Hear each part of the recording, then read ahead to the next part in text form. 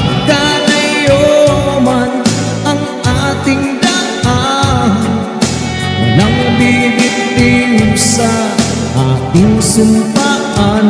Tayo lang dalawa hanggang sa ating huling hininga.